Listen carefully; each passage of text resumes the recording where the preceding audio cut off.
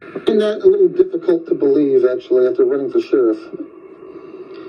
But that's what I've been doing. I've been running for sheriff and I'm still fighting this thing. And I don't go on Facebook like that. Fighting this thing. That was Reggie Watson. I thought that recording is already public. It's already posted publicly on my audio diary channel. I was calling him because of some of the bullshit Jesse Jones was doing the one time to see if he could rein him in or whatever. My own attorney. But anyway, yeah, he said he was running for sheriff and he's still fighting this thing here. He's referring to the election dispute that the Longmans were talking about at the meeting. Okay, why is it that the Daily Record is the only so-called newspaper to report that, the so-called election dispute? And the Longmans said at the meeting that there was a court judgment. Okay, where's the official court records? Can't find anything.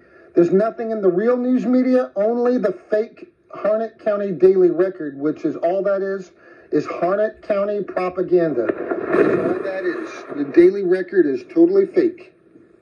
And even if they do have court records, undercover law enforcement officers can easily get fake court records, and they can get other official-looking documents to fool you. They're allowed to do that. They can lie to you all day long.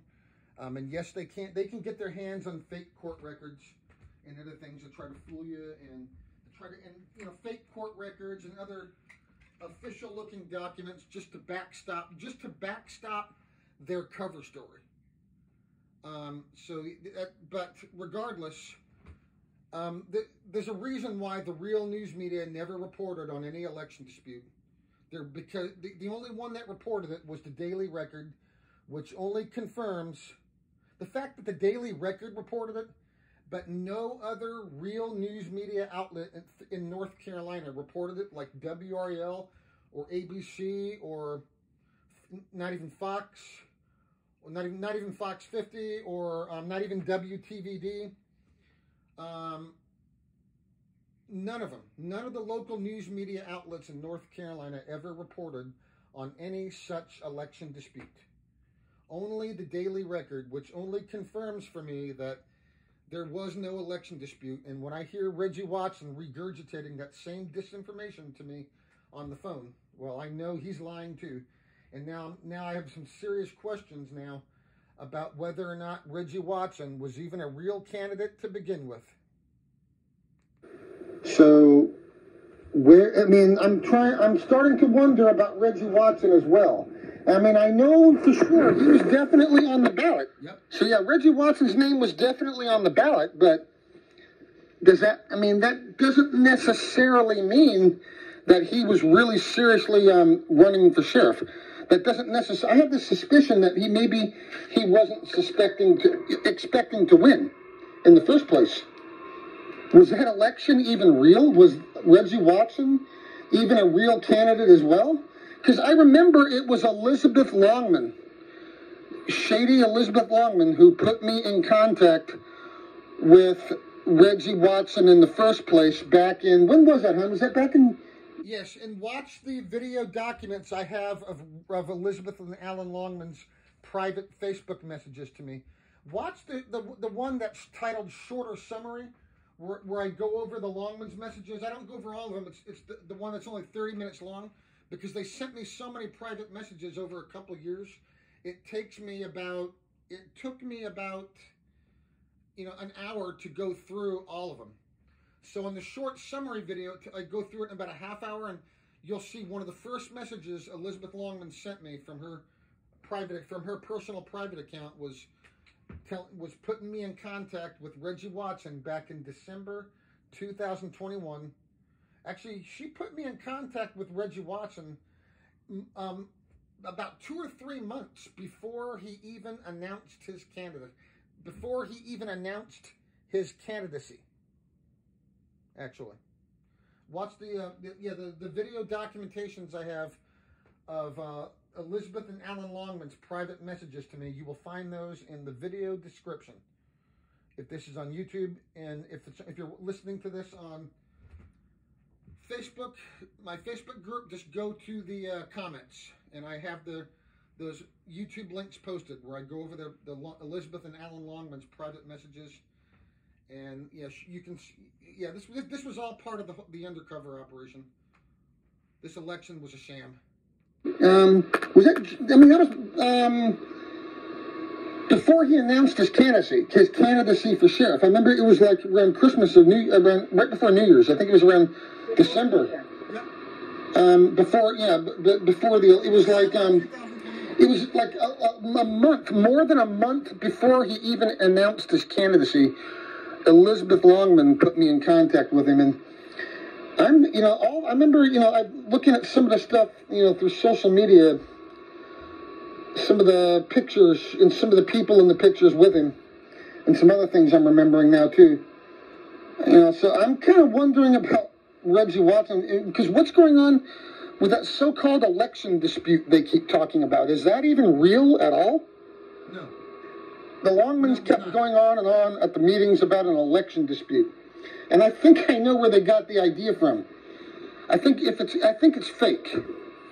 I think it's because, you know how Trump was disputing the election, and then he tries to get every candidate that follows him, political candidate in the country that follows him, to dispute their elections, like Kerry Lake in Arizona, for example.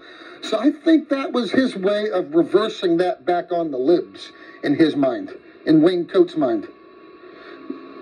I think that whole thing might have been fake. I think it was, actually. It's possible that whole thing might have been faked. Well, I know, not faked. I mean, his name actually was on the ballot. Okay, I know because I voted for Reggie Watson, so his name was definitely on the ballot. But was he even expecting to win? Was that even a real run? No. Because it's just weird. I know he's associated with Yes, his name was on the ballot, and I did vote for him. Yes, but I don't think it was a real serious run for sheriff. I think it was I think that was just a bigger part of the undercover operation that I documented. Everybody else. It's not a lot of people. It's a handful of people. It's like 7 people. He's associated with not all of them, but he's definitely associated with the Longmans. He's been, the Longmans have been attached to Reggie Watson's hip before he even started running. He's definitely associated with like Sarah Christine Pitkin and Shindali Hardgrove. I know that for sure. They were, it looks like the Longmans might even be as well, undercover law enforcement. So I'm doing a little further research that is kind of leaving me maybe with more questions with answers, or maybe with questions that I already know the answer to, but I can't really say it for sure without, being able to prove all of it, like particularly this part of it. I'd say I pretty much damn near have it all proven beyond reasonable doubt if you look at everything I've documented, but I don't have 100% proof of everything, particularly this issue here with Reggie Watson. Well, just because the simple fact that he repeated the same lie to me over the phone that the Longmans, and just the way he was dealing with me, I think it was pretty obvious what was going on.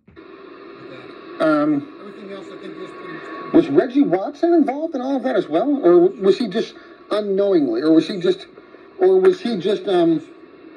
unaware that it was going on? What was going on? No, he knew. I don't know. But he did. The reason what makes me suspicious, though, is on that recorded call there, he mentioned how I'm fighting this thing back here. And I'm starting to think that so-called election dispute might be a hoax. The only newspaper that's even covered it was Daily Record, which we already know is full of shit. I look all over the internet. There's nothing about it in WRAL about the election being disputed. Okay, I cannot find any official court records that exist. They said they had a judgment. So I think that's probably all bullshit. So, and even if they do have a judgment, that doesn't mean shit either. Okay, again, undercover cops, they can get fake court records and other fake documents to backstop their cover stories. They do it all. It's leaving me with. I'm already pretty sure John McDonald had some when he approached me as well, particularly like the fake obituary for his wife and all that. and other things. You know, they all had certain things they were using. You know, well, he had. You know, they can get documentation to backstop their stories. They do it all the time. I know for sure the Longmans were in on all the setup attempts. I documented all their message screenshots and phone calls. They were definitely involved. So, I'm already suspicious of the Longmans, but now I got a big question mark on Reggie Watson as well. I mean, I know he definitely ran. I mean, he was officially on the ballot and stuff, but if this is what I think it is, I wonder how common stuff like this is to happen in America, particularly small little communities like this that slide under the radar. I hope the United States Department of Justice is watching.